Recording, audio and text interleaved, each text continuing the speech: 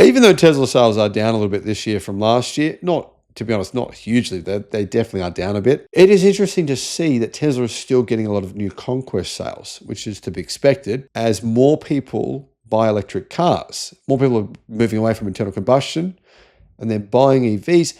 What that means is some brands barely sell any EVs. And if they do sell EVs, the ones they sell are not convincing. They're just compliance cars. Tesla have come out and said, you know what, one brand is buying our EVs more than anyone else. Here's who it actually is.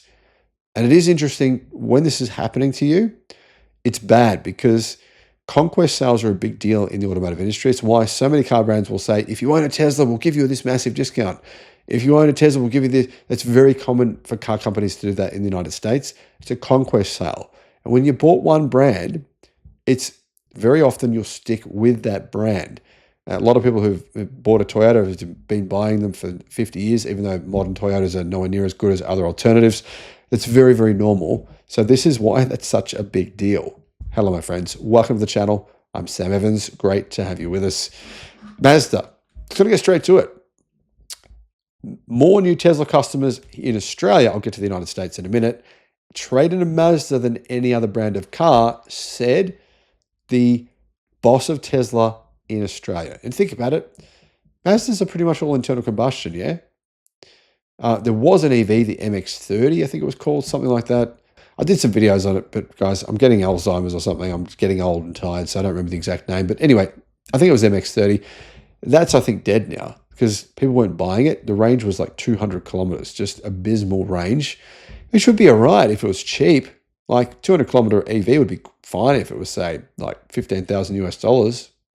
But it was crazy. It was like 60, 70,000, monstrously expensive. In the US, it was a bit cheaper, but it was still way too expensive.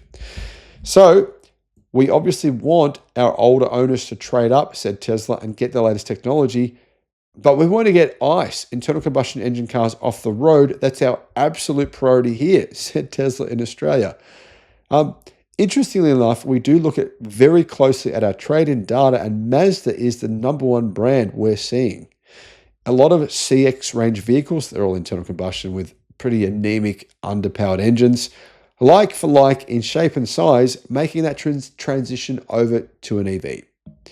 So, well done, Mazda. You're losing customers, lots of them. Mazda sold a lot of their CX-5s, CX-3s, CX whatevers. There's a few different CX models. I've never understood the appeal, but they were for years one of the best-selling vehicles in Australia. And I think a lot of people that own one now are going, well, actually, it's not as great as I thought it would be. It's just a Mazda with a diesel or petrol engine. In the United States, the numbers are a bit different. Obviously, there's not as many Mazdas sold in the United States in terms of percentage numbers as Australia. But in the United States, the two conquest brands, they're pretty much joint, are Toyota and Honda. So yeah, more Americans are buying Teslas who own Toyotas and Hondas than any other brand in America, which yeah, makes sense as well. I mean, Toyota hasn't sold many electric cars in the US, and neither has Honda. Both of them are trying a little bit harder now, which is good to see. But yeah, you can really see that a lot of diehard Toyota fans, a lot of diehard Honda fans, there is a lot of them out there, but some of them are clearly saying, you know what, it's time to go electric. Interesting, isn't it, that it's all Japanese brands. It's not General Motors or Ford. It's all, or even, you know, some of the other big car companies, Volkswagen. It's actually all Japanese. All car brands that really didn't take electric cars seriously. Toyota didn't and still don't, really, to be honest. Honda didn't and really don't still on a global scale. Mazda obviously don't at all. Their goal, they say, is their number one goal is to perfect the internal combustion engine. They said that 6 months ago. So, yeah, interesting to see that this is what happens. Disruption happens when you don't take it seriously. You don't take it, you don't take electrification seriously, and you actually get disrupted. Let me know your thoughts in the comments. Have you bought a car and then moved to an EV? What car did you move away from? What was the internal combustion engine brand that you last bought from? Thanks for watching.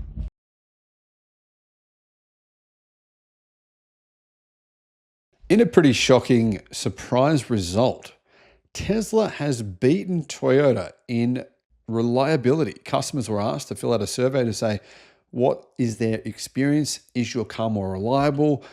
And well, Tesla came in first place, which is interesting because I thought Toyota was meant to be the most reliable car brand in the world. Now, as you guys know, my experience with Toyota, I've had a couple of Toyotas in the past. One of my Toyotas was an absolute bucket of junk. The engine, literally, the head gaskets blew 3 times. And I didn't drive the thing like a mad dog. I really didn't. By the time it happened the third time, I was driving the thing very gently because I was worried that I had no money to afford for another broken engine, and I had to replace the entire engine. I had another Toyota after that, which was actually very reliable. So I think that really your experience depends on the make and model, right? Anyway, here are the results of this survey. Hello, my friends. Welcome to the channel. I'm Sam Evans. You're watching The Electric Viking. Tesla critics usually, will say electric cars aren't reliable. Not just Teslas. They'll say in general, electric cars, they're cheap. Particularly, they'll say this about Tesla, though. Materials quality is terrible. There's big panel gaps. I mean, all this stuff is obviously not true anymore, but people still say it, don't they? A survey from the UK shows the opposite is true. Tesla is not just the country's overall best rated car brand, it's also the second most reliable car maker. Guys, I understand this video will be controversial. Right now, I understand people's emotions are very charged and they'll be thinking, Electric Vikings he's just trying to say something good about Tesla. Oh, I hate this. I understand that. I understand where you're coming from. I get it. Anyhow, the survey was conducted by honestjohn.co.uk, which asked its readers to rate their cars across many metrics, such as efficiency, reliability, practicality, safety, comfort, and performance. Now, well over 6,000 respondents participated in the survey, which was a very large number. So what the results was Tesla was the UK's best rated car brand with a satisfaction index rating of 89.4%. In second place was Lexus, which had a satisfaction rating of 86.3%. And in third place was Porsche with 84.8. Honda was next with 84.7. Skoda was after that with 84.5. You can see there was quite a bit of daylight between Lexus in second place and Tesla. I mean, 3 percentage points doesn't sound like a lot, but actually it's a pretty significant difference. This is a bit of a surprise because we know JD Power in the US often, and there's other survey companies in the US that often will say Tesla, yeah, great, or Tesla, terrible. It's sort of all over the place, but it is common. And I think a lot of buyers have responded to my videos and said, I don't get the negativity here. My my electric car, my Tesla potentially has been a really good car. Tesla critics do often criticize. They do often criticize Teslas and say that there's problems with them. And then you get so many people. I joined a forum many years ago on Facebook, the High Mileage Tesla Owners Forum. And most people say that they've had their cars done hundreds of thousands of miles and never had to replace anything. There's an occasional situation where people have gotten a lemon, but most of the time, Tesla's reliability seems to be very high.